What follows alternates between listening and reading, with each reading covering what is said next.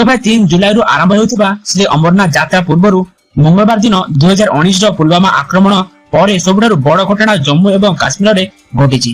एमिति एक घटना जे आपण सुनिले आपनकर पाद तळु माटी खसी जिवो। दक्षिण काश्मीर रो पहलगाम रो बोईसारन घाटी रो एक पर्यटन स्थल रे सेना पोशाक पिंधिथिबा आतंकवादी माने प्रथमे पर्यटकों को सेमानक धर्म विषय पचारिले, सेमानकर परिचय पत्र जांच कले एवं तापरे आखि बुझा गोली चालना कले। एमिति दृश्य जे देखिले से तांको आखिरु पानी न झरे रहि पाइलेनी। तेबे चलंतु आज ए वीडियो माध्यम रे एमिति एक जोंडे नै जिबी आपण माने चिंता रे पड़ी जिबे जे एमिति की आम देश रे होछि की। तेबे वीडियोटी आपण माने शेष पर्यंत निहाती देखिबे।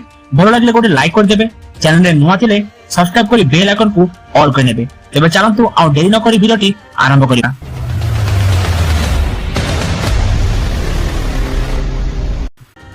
तेबे एही आक्रमण रे 26 जन को मृत्यु होइतिला, जेउथरे अधिकांश पर्यटक थिले। 26 जन मृतकक मध्यरे 2 जन विदेशी एवं 2 जन स्थानीय लोक थिले एवं एही आक्रमण रे 17 जन आहत होइचंती। प्रत्यक्षदर्शी माने कहिसंती जे मंगलवार अपराह्न प्राय 3टा समय रे सशस्त्र आतंकवादी माने घास पड़िया रे प्रवेश करथिले। घन पाइन जंगल एवं पर्वतमाला रे घेरी रहितबा एही विस्तृत घासभूमि देश एवं विश्वर पर्यटकक मध्यरे एक प्रिय। एहाको मिनी स्विट्जरलैंड कुआ जाय। कुआ जाउछि जे आतंकवादी माने खाद्य दुकान पाखरे बुलुथिला, घोड़ा चढ़िबा किंबा पिकनिक करथिबा पर्यटकक उपरे गोली चलाइबा आरंभ कर देथिले। सेमाने लोकमाननकु सेमानक धर्म विषय रे पचारिले, सेमानकर परिचय पत्र जांच कले एवं तापरे सेमानकु हत्या कले। किछि पर्यटक कहिसंती जे आतंकवादी माने लोकमाननकु सेमानक धर्म विषय रे पचारिले, सेमानकर परिचय पत्र जांच कले एवं तापरे सेमानकु अलगा करी गोली चलाइले। घटनास्थल रो किछि वीडियो सामने को आछि। क्या बोलते भेलपुरी खाली से मेरा पति साइड में था, एक इंसान है उसने उसको गोली मार दी।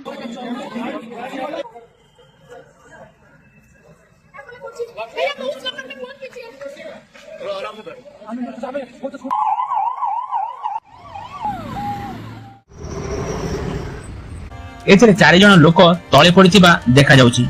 सेमानक मध्यरु जणे पिला मत अछंती। जेतेबेले चेयर रे बसिथिबा जणे व्यक्ति रक्त रे जुडुबुडु अछंती। वीडियो रे 2 जन महिला सहायता पई निवेदन करथिबारे देखा जाउछि। जणे स्थानीय लोक सेमानकु सांत्वना देउछंती।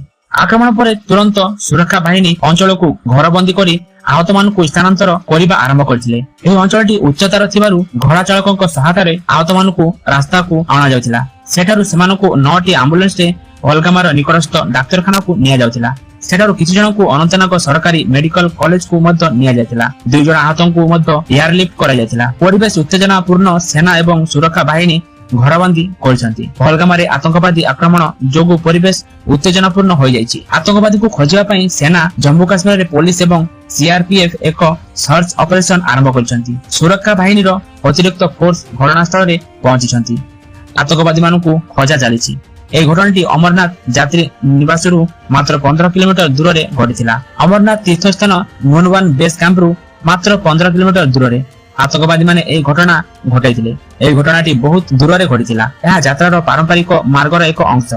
अमरनाथ यात्रा 3 जुलाई रु आरंभ होइछि। पर्यटक एवं तीर्थयात्रीक मध्य रे आतंक सृष्टि करिबा पई ए घटना घटिथिबा विश्वास करा जाउछि। अमरनाथ यात्रा पई पंजीकरण एप्रिल 15 रे आरंभ होइथिला एवं ए पर्यंत 2 लाख रु अधिक भक्त पंजीकरण करि सारिछंती। पीड़िता कहिसंती जे लोकमानकु सेमानक धर्म चिन्हट करिबा पई सेमानकर पोशाक काढिबाकू बाध्य करा जाउतिला। आक्रमणरु अल्पके बंची जायतिबा जणे महिला कहिसंती जे आतंकवादी माने तांको स्वामीक नाम पचारिथिले एवं जेतेबेले सेमाने जानिबाकू पाइले जे सेमाने मुसलमान हुंती, सेमाने तांको मुंडकू गोली करिथिले। आतंकवादी माने किछि लोकंकु सेमानकर पोशाक काढिबाकू बाध्य करथिले एवं सेमानकर धार्मिक परिचय चिन्हट करिथिले। आउ जणे महिला कहिसंती गोली फुटिबा मात्रे लोकमाने निजकू बंचाइबा पई दौड़िबाकू लागिले, किंतु लुचिबा पई कोनोसी स्थान नथिला। कठोर कार्यानुष्ठान नियाजिबा बोली शाह कहिसंती। स्वराष्ट्र मंत्री अमित शाह आतंकवादी आक्रमण पई दायी लोकंक विरुद्ध रे कठोर कार्यानुष्ठान ग्रहण करिबाकू प्रतिश्रुति दैछंती एवं कहिसंती जे से श्रीनगर जाउछंती, जेउटारे से समस्त एजेंसी सहित सुरक्षा परिस्थिति समीक्षा करिवे। शाह कहिसंती जे से प्रधानमंत्री नरेंद्र मोदी को घटना विषय रे अवगत करिसंती, जे वर्तमान सऊदी अरब रे अछंती एवं आतंकवादी आक्रमण परे संपुक्त अधिकारी सह वीडियो कॉन्फ्रेंसिंग माध्यम रे एक बैठक करिसंती। से कहते पर्यटकों ऊपर होइतिबा आतंकवादी आक्रमण रे मु दुखित।